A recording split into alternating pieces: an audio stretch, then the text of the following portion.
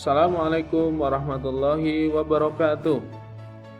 Bagaimana kabarnya anak-anakku sekalian yang solih dan solihah? Semoga anak-anakku yang ada di rumah selalu diberikan kesehatan oleh Allah, diberikan perlindungan oleh Allah, serta dijauhkan dari segala macam penyakit. Anak-anakku yang solih dan solihah, dalam pertemuan ini kita akan belajar bersama tentang akidah Islam. Nah, sebelum kita memulai pelajaran, sebelum kita belajar, dipersiapkan apa yang dibutuhkan selama belajar, ya, entah buku, pensil, ya, disiapkan. Jangan lupa duduk yang baik, persiapkan diri untuk menerima materi. Sebelum kita mulai, kita awali dengan bacaan basmalah bersama-sama. Semoga apa yang kita pelajari bisa bermanfaat. Amin. Kita awali dengan bacaan basmalah. Bismillahirrahmanirrahim. Baik anak-anakku sekalian yang dirahmati oleh Allah, sebelum masuk materi Ustadz mau tanya dulu. Nah, kira-kira ada yang tahu nggak ya, Allah menciptakan manusia itu tujuannya apa?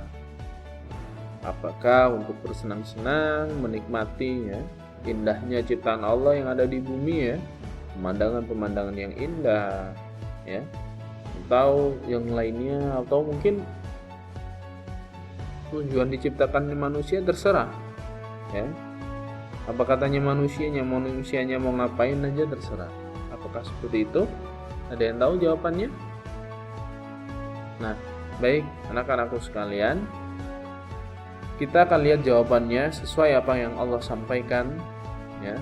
Tujuan dari diciptakannya manusia tertuang dalam Quran surat Az-Zariyat ayat 56, ya. Bunyinya, wa ma khalaqtul jinna wal insa illa liya'budun. Dan aku tidak menciptakan jin dan manusia melainkan supaya mereka mengabdi kepadaku. Mengabdi di sini dalam artian beribadah. Kita artikan ibadah, ya. Beribadah kepada Allah. Beribadah bagaimana? Ya taat apa yang Allah perintahkan. Allah ngelarang begini, maka jangan dilakukan. Allah menyuruh begitu, maka silakan itu yang dilakukan. Jadi itu ya. Nah, pada dasarnya semua makhluk Allah yang diciptakan itu tujuannya tak lain untuk beribadah, tunduk dan taat kepada aturan-aturan Allah. Nah, seperti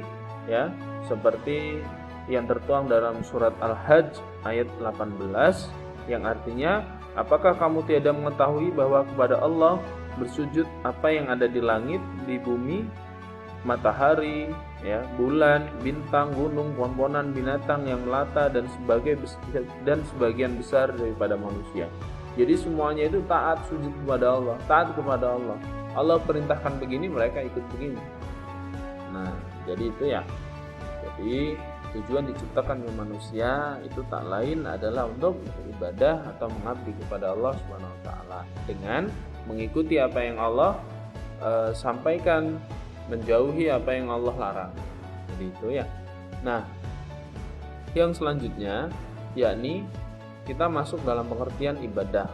Nah, secara bahasa artinya ketaatan yang diiringi dengan ketundukan. Segala sesuatu yang diridai Allah, baik berupa perkataan ataupun perbuatan. Nah, di sini jelas ya bahwasanya ibadah itu artinya taat dan tunduk. Taat itu artinya patuh, ya, patuh dengan apa yang Allah perintahkan. Tunduk ini berarti nggak ada tolerir lagi, dalam artian apa? Tidak boleh menyangkal. Contoh, Allah suruh sholat 5 waktu, ya, disangkal, ya. Kalau nggak tunduk disangkal, misalkan disangkal, enggak ya Allah, saya maunya 3 waktu aja biar enak. Nah, ini nggak boleh seperti itu. Jadi kalau sudah taat dan tunduk, berarti apa? Ia melakukan apapun yang diperintahkan oleh Allah. Suruh sholat 5 waktu, sholat. Jadi itu ya. Suruh puasa, wajib puasanya, maka harus puasa. Jadi itu. Nah, terdapat 4 cakupan tentang ibadah, meliputi 1. Ibadah hati, 2. Ibadah fisik, yang ketiga ibadah lisan, yang keempat ibadah harta. Ibadah hati artinya apa? Meyakinkan benar dalam hati bahwasanya ya hanya Allah yang berhak disembah. Nah, hati itu ibadahnya bagaimana? Bersyukur, ya, bersyukur, tawakal, sabar. Nah, itu termasuk ibadah hati. Nah, kemudian kalau ibadah fisik bagaimana?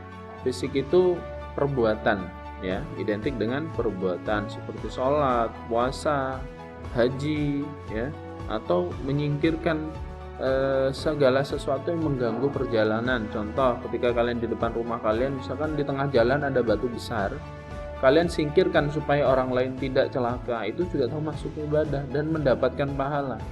Wah, luar biasa ya. Nah, itu contoh kecilnya seperti itu. Nah, yang ketiga, ibadah lisan. Ini berupa perkataan, ucapan yang baik, ya, tidak menyinggung teman-temannya, tidak menyinggung hati-hati orang lain. Kemudian juga zikir, kemudian doa, itu juga termasuk ibadah melalui lisan. Nah, yang keempat, ibadah harta.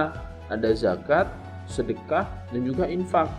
Nah, ini harta yang kita miliki dizakatkan, disedekahkan, atau diinfakkan kepada orang-orang yang membutuhkan. Jadi ini ya, jadi terdapat 4 poin di dalam ibadah, mulai hati, fisik, lisan, dan harta. Nah, contohnya kalau keyakinan yaitu tadi ya, syukur, banyak syukur ya, tawakal. Kalau anggota badan itu melalui perbuatan, ya, perkataan, lisan, kemudian harta, ya, ada zakat, sedekah. Ini contoh-contohnya. Nah, anak-anakku sekalian, yang selanjutnya adalah syarat diterimanya ibadah. Nah, ini orang beribadah tidak semua diterima, ya. Yang diterima yang paling jelas adalah 3 poin ini.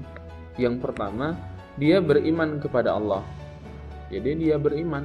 Jadi kalau orang sholat, ya, kemudian tidak beriman, ya, contoh yang berbeda agama dengan dia yang tidak meyakini, tidak beriman kepada Allah, tapi melakukan sholat, maka tidak Allah terima. Kenapa? Karena dia tidak beriman kepada Allah. Yang kedua, ikhlas. Ikhlas yang diharapkan cuma satu, ridho dari Allah Subhanahu wa taala.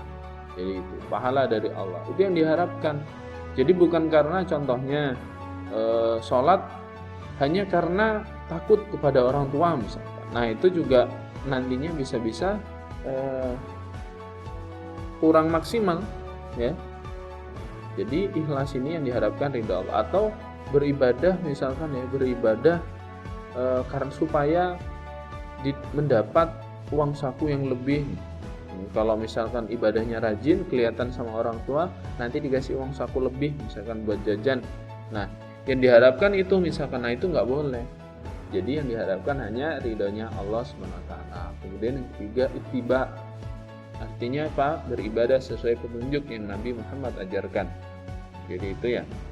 Jadi ini syarat diterima. Jadi kalau dia sudah beriman, kemudian niatnya sudah ikhlas dan ittiba, jadi beribadah sesuai petunjuk Nabi, itu nggak neko-neko, ya, yang nggak Nabi ajarkan juga dilaksanakan. Itu nggak usah nyeleneh, ya. Jadi itu. Nah, ibadahnya kan macam-macam ya, ada sunnah, ada yang wajib ya. Jadi itulah salah bagian-bagiannya. Jadi ini syarat diterimanya paling mendasar adalah 3 hal ini. Nah, anak-anakku sekalian, kita masuk ke tugas 1. Silahkan dikerjakan ya. Soal yang pertama, apakah tujuan diciptakan manusia? Tuliskan beserta dalil atau ayatnya yang tadi. Kemudian yang kedua, mengapa manusia harus melakukan ibadah? Nah, silahkan tuliskan pendapat kalian ya dari penjelasan Ustadz tadi. Yang ketiga, apa yang dimaksud dengan ibadah fisik? Nah, kasih contohnya, jelaskan, berikan contohnya. Ini kalian kerjakan. Kalau perlu dicatat soalnya nggak apa-apa, dicatat ya, di pause videonya, kemudian dicatat soalnya dan nanti dikerjakan. Jadi ini ya, 3 soal ini silahkan dikerjakan. Nah, sekarang kita melanjutkan materinya. Rukun ibadah. Nah, rukun ibadah itu di sini yang pertama ada mahabbah, cinta. Cinta apa artinya? Cinta kepada Allah, ya. Jadi benar-benar cinta dari hati. Itu ya. Nah, seperti yang dijelaskan Allah dalam surat Al-Baqarah ayat 165, "Walladzina amanu asyaddu hubban lillah." Adapun orang-orang yang beriman amat sangat cintanya kepada Allah. Jadi benar-benar ikhlas tadi, balik ke tadi itu. Ya. Kalau beribadah, kalau sudah cinta insya Allah ikhlas ibadahnya. Jadi itu yang kedua, khauf. Khauf itu artinya takut, ya. Takut di sini apa? Dalam artian apa? Yang pertama, dia merasa bahwa dia selalu diawasi oleh Allah, ya. Sehingga apa? Ketika melakukan ibadah, dia sungguh-sungguh beneran, nggak main-main, nggak asal melakukan. Gitu. Dan juga perbanyak istighfar, memohon ampun kepada Allah SWT. Nah ini khauf. Jadi artinya apa? Takut. Takut ini bukan takut karena yang lain, tapi karena takut kepada Allah. Kemudian yang ketiga, roja. Nah, roja ini adalah artinya harapan. Nah, yang diharapkan ketika seseorang beribadah tak lain yakni pahala dari Allah, ya. Meskipun seandainya ibadahnya sudah bagus, ya, bacaannya betul, gerakannya betul, ya, akan tetapi yang diharapkan bukan ridhonya Allah, ya, maka sia-sia ibadahnya nantinya. Jadi itu. Nah, harapan di sini juga bisa yang diharapkan apa? Diharapkan melalui ibadah yang dilakukan Allah mengampuni dosa-dosanya. Gitu. Jadi termasuk ya, makanya ketika setelah ibadah, contohnya sholat, itu kita berdoa supaya apa? Dalam artinya supaya Allah mengampuni dosa-dosa kita.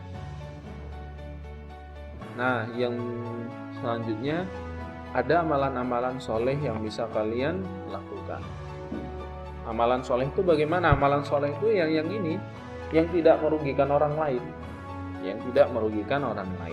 Nah, ada beberapa manfaat, ya, apabila kita melakukan amalan-amalan soleh itu tadi, ya, contohnya ibadahnya, ya, kemudian berbuat baiknya, ya, kepada orang lain. Nah, seperti itu. Yang pertama, manfaatnya kehidupannya akan semakin baik. Yang kedua, kehidupannya aman tanpa rasa takut, ya, jadi nggak akan takut apa-apa. Karena apa? Karena yang dilakukan selalu hal-hal yang baik, jadi nggak khawatir. Yang ketiga, cinta dari Allah. Jelas Allah sangat mencintai orang-orang yang melakukan perbuatan-perbuatan yang baik.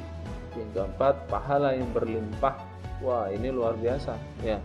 Jadi misalkan kayak contohnya tadi saya contohkan, ada batu di tengah jalan depan rumahnya, disingkirkan supaya orang tidak jatuh, maka kita secara tidak langsung dapat pahala, dapat tabungan dari Allah, ya, ditabung pahalanya. Yang selanjutnya mendapatkan ampunan dari Allah SWT. Yang selanjutnya surga. Nah, Allah janjikan surga di akhirat kelak. Kemudian memunculkan, ya, sikap yang rendah hati. Jadi nggak sombong. Kalau orang udah terbiasa berbuat baik, ya, pasti dia nggak akan sombong. Ya, kalau udah terbiasa berbuat baik karena Allah, maka pasti dia nggak ada namanya dia kemudian sombong, tuh nggak ada. Pasti rata-rata emang rendah hati. Nah, yang terakhir, syukur kepada Allah. Jadi ini juga ya, meningkatkan rasa syukur kita kepada Allah. Seperti kalau kalian selesai sholat, ya, salah satu doanya, Allahumma a'inna ala dzikrika wa syukrika wa husni ibadatika. Ya, jadi itu memohon agar apa? Diperbesar rasa syukurnya. Jadi itu. Nah, anak-anakku sekalian, nah ini tugas yang kedua, lanjutan yang tadi. Ada Umar, ya. Umar itu rajin sekali sholatnya, melaksanakan sholat itu rajin. Akan tetapi niatnya supaya ia diberikan uang jajan lebih oleh ibunya. Nah, apakah yang dilakukan Umar ini benar? Coba jelaskan alasannya. Ya, ini lanjutan soal yang awal tadi. Yang kedua, bagaimana cara agar ibadah kita diterima oleh Allah? Nah, bagaimana caranya supaya ibadah kita diterima oleh Allah? Jelaskan pendapat kalian berdasarkan materi yang sudah Ustaz jelaskan tadi.